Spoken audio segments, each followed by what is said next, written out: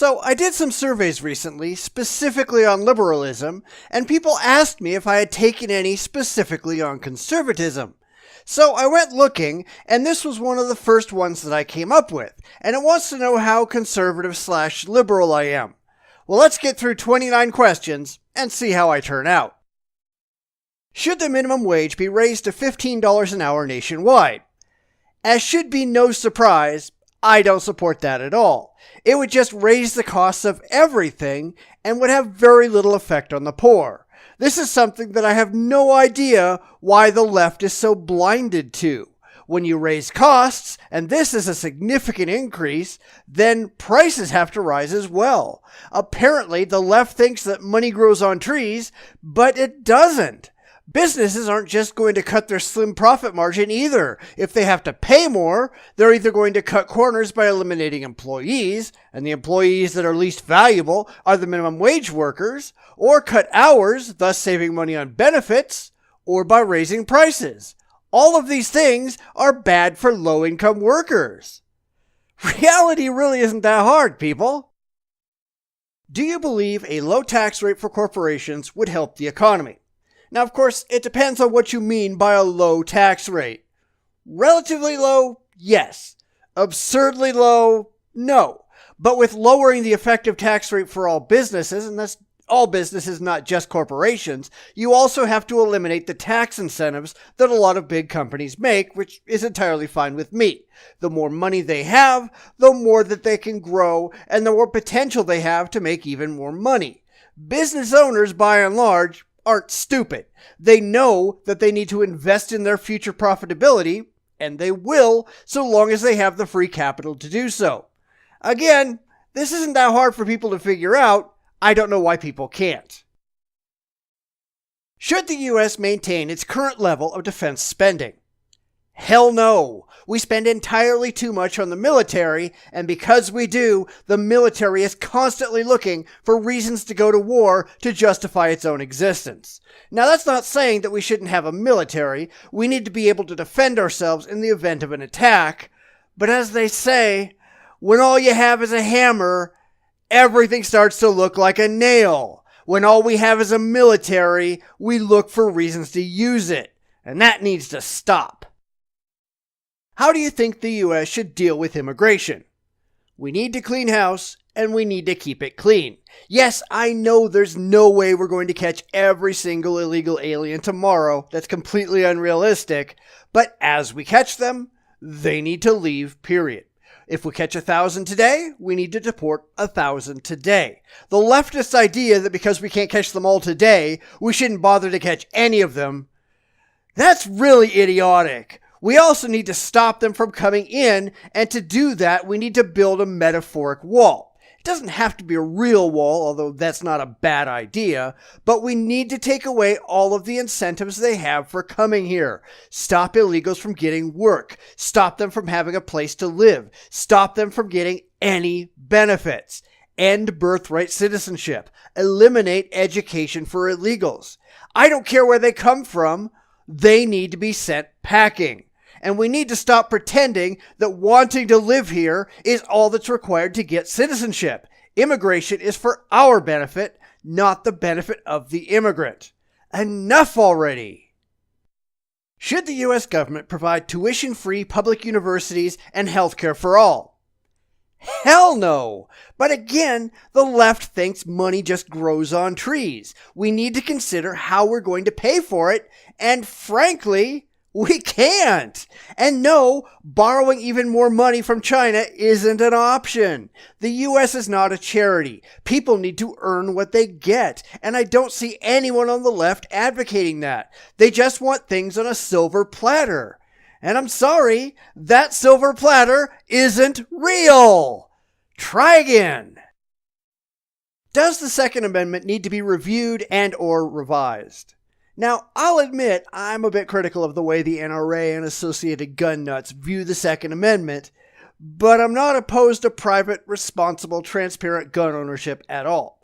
I am in favor of universal gun registration, though. I think everyone ought to have every gun they own, registered, and if you're found to be in possession of an unregistered firearm, it ought to be confiscated and you ought to be fined or jailed depending on the circumstances. I'm really sick of the abject paranoia I see on the far right that the government's out to get them. People, grow up. So register your firearms, use them responsibly, and stop being paranoid. Do you believe the government should take a larger role in providing a support system for those in need? Absolutely not. The government should stop people from starving to death, but that's about all. I have no problem with a social safety net that catches you when you fall and helps you get back on your feet, but not one that not only doesn't insist you get up, but actively discourages you from doing so. And that's what we have right now. Entitlement programs need to go away for the most part, although I'm certainly willing to examine each of them on an individual basis. But people need to be responsible for themselves, period. How do you feel about workers' unions? Well, I hate them. They need to go away, at least the large national unions, which serve no one but themselves. They might have been necessary once upon a time, but today, they're legalized extortion. They hurt businesses, and they hurt the economy, and frankly, I really think they hurt the workers as well by spinning the yarn that the workers are powerless without union support. And that's complete and total nonsense. Should we encourage Congress to close Social Security loopholes and shrink the size of the system? Well, first off, Social Security doesn't work, at least not the way it's currently implemented. We've had politicians on both sides of the aisle who have completely robbed the system blind. The money to fund people's retirement is gone. The system now relies on the young putting in to pay for the old instead of everyone just putting money aside to pay for their own. But to do it right requires that the government keeps their hands out of your pockets, and that's something we don't force them to do, and that's a problem. The money is yours. You earned it. You ought to have control over it. If you screw up, then you've got no one to blame but yourself.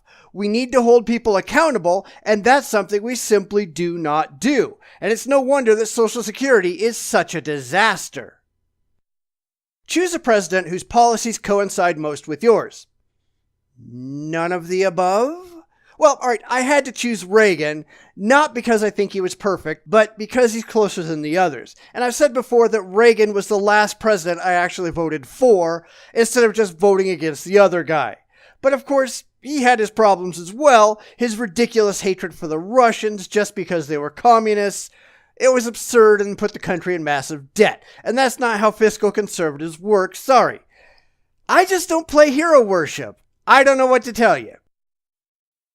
Choose a program whose budget you would cut. Now, I know that I've already said that I think we need to decrease military spending, and we do, but I can't only talk about that, otherwise I'll sound like a broken record. So I think we should also decrease farm subsidies. We're paying farmers not to grow crops.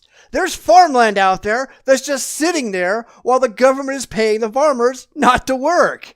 That's stupid. We need to stop. If farmers can't make a living growing crops, they need to sell their farms to someone who can and go get other jobs. The government has no business providing farmer welfare. Do you believe the Electoral College is a flawed system? Well, it has issues, but I think it does serve a purpose. The left wants to do away with it so they can win every election. It's a fact that big cities and population centers tend to be liberal. And I've got no problem with liberals winning elections if they have a large enough mandate, and most of the time the system works. It's just those few instances where the election is close that the liberals whine that they didn't get their way. Well, I'm sorry, you're welcome to read the Constitution. Why didn't I say it needs to be reviewed? Because reviewing it would require a constitutional amendment, and I think we all know that's never going to happen again.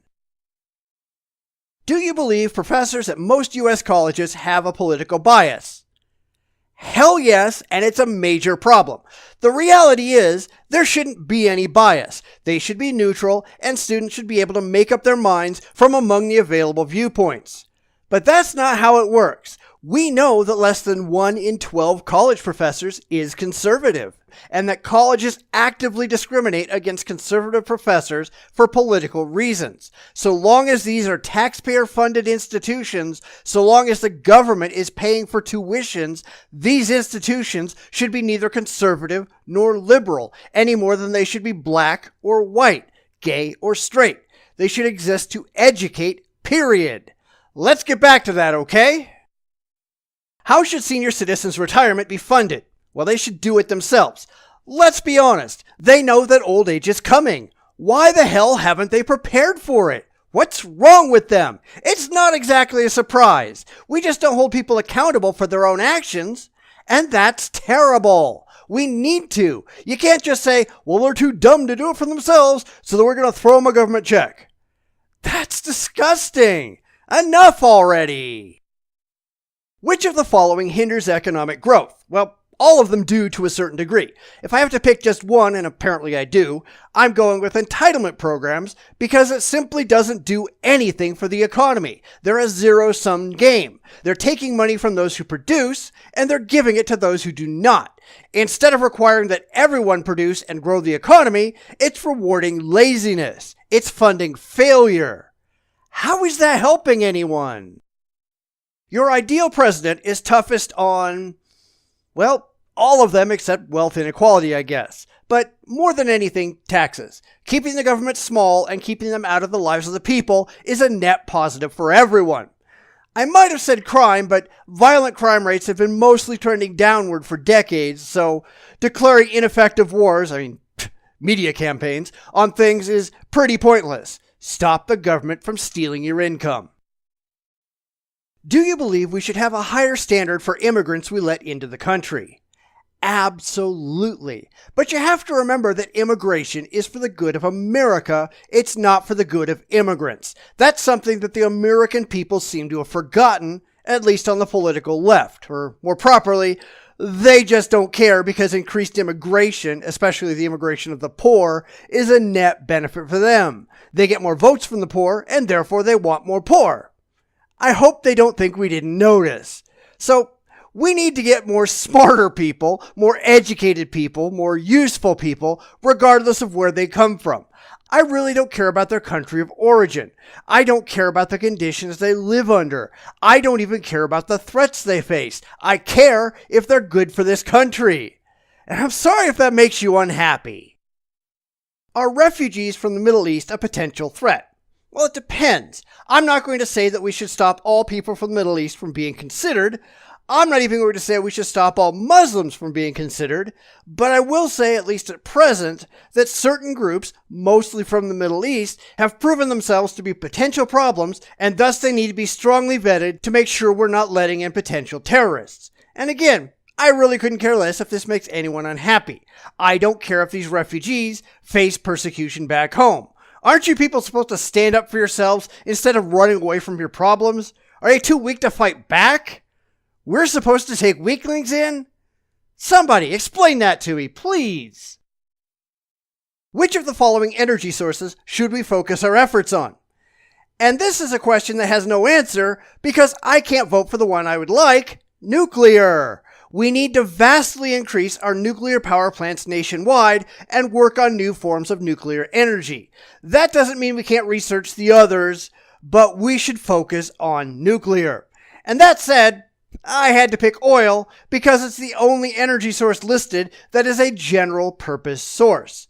Wind is useless for powering cars. So is solar. Natural gas, while it might work for cars, doesn't really work well for large-scale power plants. And yeah, I know that nuclear isn't good for vehicles at the moment, but I've talked to some very smart people who say that there's a possibility, so we might as well work on that while we're building new plants.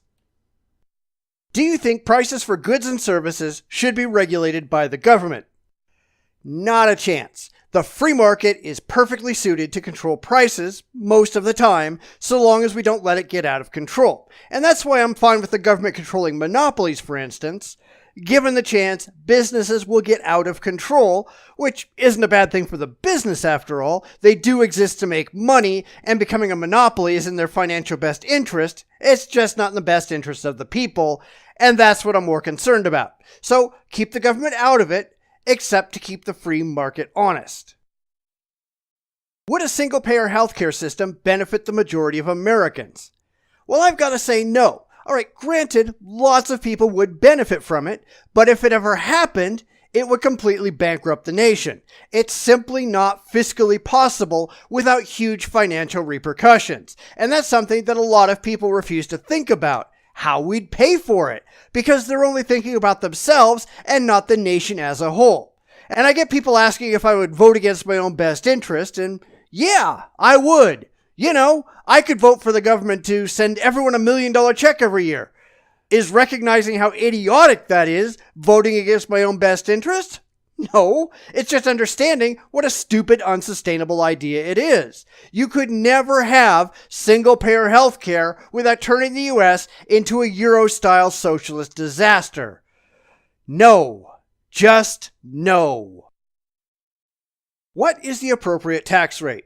Well, appropriate for what? That's really the question that needs to be asked. So I just picked one. Now, I think that everyone should pay in without exception. If people don't have a stake in their nation, they won't care what happens to it. I think everyone needs to pay taxes. Rich and poor, everybody. Do I have any attachment to that 25% number? No. I'd rather it was 15%, but that would require the government to really tighten its belt, and I'm not convinced it's capable. So, it's a shot in the dark, but whatever. Do you believe corporations should have the same legal rights as people? Well, it depends on the right. The whole reason corporations got any rights at all was to separate them from the people running them. But now I think we've gone way the hell too far. Corporations don't have free speech because corporations cannot speak on their own. They're a concept, not an individual. I think we really need to rethink this because it's stupid. How can the government best serve the poor and working classes? Well, to a certain degree, all of the above. A minimal social safety net is fine. Education is necessary. Infrastructure is great. But getting these people jobs is the key to getting them out of poverty. And I know that the quality of education goes a long way to getting them decent jobs, but all the education in the world won't matter if there are no jobs to get. So let the free market provide jobs, and we can work on the rest. Do you believe the filibuster is good for government? Absolutely not. It's childish. Bring these bills up for a vote and deal with the consequences. These people are not doing what they're elected to do, which I guess isn't really a surprise, but I find it disgusting. Congress needs to grow the hell up on both sides. Do you think privatized prisons are good for America? Nope. No, they're not. There's no place for profit motive in law enforcement. And there are certain things where I think profit doesn't belong. Things that are meant to be a net benefit to society, regardless of their cost. We shouldn't have private courts. We should provide public education, although you can certainly have private schools as well, so long as they're voluntary. For prisons, people should only be there because they've committed crimes. It doesn't matter if there are 10 people in a prison or 1,000, so long as they're guilty. When you introduce a profit motive, you have a vested interest in having as many people in the prison as you can get. And that's a problem. Should employers be required to cover birth control for employee insurance plans? Required? No. I mean, I don't mind if they choose to, but being forced by the government is a problem. Ultimately, birth control is the responsibility of the people engaging in sex. They are responsible for the act, and they're responsible for the consequences. That said, though, if the government is going to force all insurance companies to cover birth control, nobody should be able to opt out of it. I don't give a damn what your religious beliefs are. Keep your religion at the door when you show up to work. Who is your favorite Supreme Court justice? Well, this is dumb. I don't have one. I'm not a groupie. I don't engage in hero worship. I don't care. So I picked Clarence Thomas because hell if I know. The government's number one priority should be keeping the hell out of people's lives. Yes, the others have some small part, but the government should be as unobtrusive to its citizens as possible. It's not the job of the government to control people's lives. People control the government, not the other way around. Unfortunately, we've allowed the government to balloon to absurd proportions where the government now has to justify its own existence, which is exactly what we didn't want to happen. We need to shrink the government down to a manageable size, and we need to do it sooner rather than later. So, what does that get me? I scored 74% conservative, which is probably about right. And on issues like abortion and gay marriage, I do differ from the religious zealots, mostly because those are religious and not political issues. Conservatism is, as I keep trying to say, a political ideology. Religion has nothing at all to do with it. But hey, people get confused when they try to stuff all of their different views under the same hat. The left does it, the right does it too, and both are wrong. But I guess there's no surprise in that. So, what do you think? Do you agree with me? Disagree? Post in the comments and let's talk about it. It's why I'm here, after all, to foster intellectual and critical thought. But now it's all up to you. So get to work, and I'll see you in the comments. Everything changes.